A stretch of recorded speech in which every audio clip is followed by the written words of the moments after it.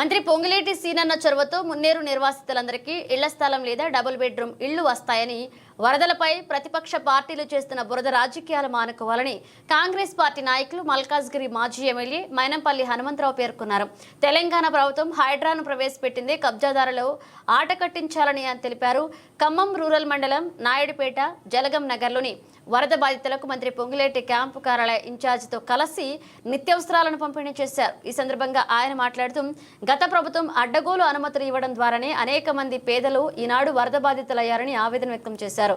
ప్రతిపక్ష పార్టీలు ప్రత్యక్షంగా వచ్చి పేదల బాధలను చూసి చేతనైనా సాయం చేయాలని హితవు పలికారు. అంతే తప్ప వరదలను అడ్డుపెట్టుకుని రాజకీయాలు చేయొద్దని సూచించారు. ఈ కార్యక్రమంలో మండల పార్టీ అధ్యక్షులు Kalyan Venkatareddy, market committee chairman Bairu Harinathababu, market committee director Karlapudi Bhadrakali, మాజీ సర్పంచ్లు బండి జగదీష్, మద్ది వీరారెడ్డి, అశోక్ నాయక్, సురేష్ నాయక్, వెంకటేష్ యాదవ్, సుబ్బారావు, తమ్మినేని నవీన్ పాల్గొన్నారు.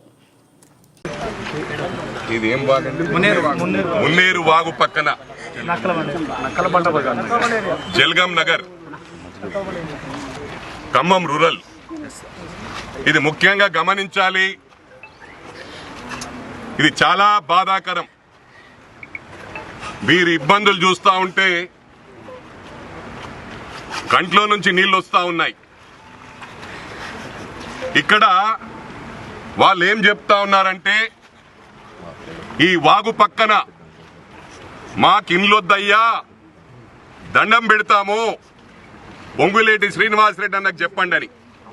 ఆల్రెడీ శ్రీనివాసరెడ్డి అన్న మంత్రివర్యులు చెప్పడం జరిగింది. వీళ్ళందరినీ కూడా షిఫ్ట్ చేసి ఇండ్లకు స్థలం లేదా డబుల్ బెడ్రూమ్ ఇండ్లు ఇస్తామని. ఇవాళ హైడ్రా గురించి మాట్లాడుతూ ఉన్నారు. హైడ్రా వచ్చిందే మీలాంటి వాళ్ళని కాపాడడానికి. రియల్ ఎస్టేట్ వ్యాపారస్తులు వాగుల పక్కన, చెరువుల పక్కన మట్టి నింపి ఇండ్లు ఇవ్వడం వల్ల ఈ పరిస్థితి వాస్తవమా కాదమ్మా? ఇలా మీరు ఇక్కడ కట్టుకున్నప్పటికీ కదా ఇబ్బంది. వాళ్ళు ఏమంటున్నారంటే, దండం పెడతాము, ఈ ఇంట్లో ఉంటే 25 సంవత్సరాల నుంచి మాకు ఎప్పుడు కాలే కానీ ఇదే పరిస్థితి ఎప్పుడు ఏర్పడతాయి, మా గోడలు కూలిపోయాయి, మా ఇండ్లు కూలిపోయాయి, మాకు ప్రాణ నష్టం జరగలేదు. నేను ముఖ్యంగా దేవుణ్ణి థ్యాంక్స్ చెప్తా ఉన్నా ప్రాణ నష్టం జరగనందుకు. ఎందుకంటే డబ్బులు పైన ఆస్తుల పైన మళ్ళీ సంపాదించుకోవచ్చు, ప్రాణ నష్టం జరిగితే అది తీరని లోటు. ఇది గమనించాలా. దీన్ని రాజకీయాలు చేయొద్దని చెప్పి కూడా విజ్ఞప్తి చేస్తా ఉన్నా. వీళ్ళు కోరేదేంటి, మాకు ఇక్కడ ఇండ్లొద్దు బాబోయ్ అని. రేపు ఎక్కడ హైదరాబాద్ లో ఉన్నా, రాష్ట్రంలో తెలంగాణ రాష్ట్రంలో ఎక్కడున్నా, అదేవిధంగా ఆంధ్రప్రదేశ్ లో ఉన్నా, ఇండియాలో ఉన్నా ఇదే పరిస్థితి.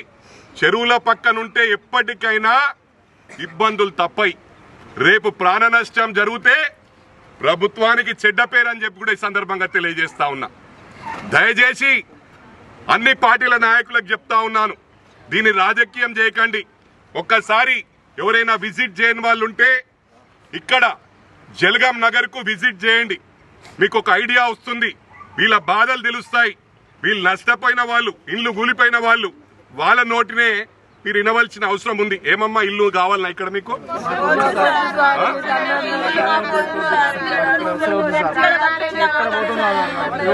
ఇలా పేదవాళ్లను దృష్టిలో పెట్టుకొని ఈ కాంగ్రెస్ అంటేనే ఇంద్రమ్మ టైం నుంచి పేదల ప్రభుత్వం. ఇవాళ గౌరవ ముఖ్యమంత్రి రేవంత్ రెడ్డి గారు బీద వాళ్లకు న్యాయం చేయాలని చెరువుల పక్కనున్నా ఎక్కడున్నా వారిని అదే విధంగా ఏం చేయట్లేదు. వాళ్ళకి ఏ విధంగా న్యాయం చేయాలనో గౌరవ ముఖ్యమంత్రి ఆలోచిస్తా ఉన్నాడు. తప్పకుండా బీదలను మా గుండెల్లో పెట్టి కాపాడుకుంటామని చెప్పి సందర్భంగా తెలియజేస్తా ఉన్నా. ఇవాళ చెరువుల పక్కన పెద్ద పెద్ద వాళ్ళు 8 ఎకరాలు 10 ఎకరాలు 1000 కోట్ల ఆస్తి ఉన్న వాళ్ళు, లక్షల కోట్లు ఉన్న వాళ్ళే కబ్జాలు పెడతా ఉన్నారు. ఇవన్నీ రెక్టిఫై ఒక గౌరవ ముఖ్యమంత్రితో తప్ప, లేకపోతే మళ్ళీ ఇట్లే సాగుతుంది.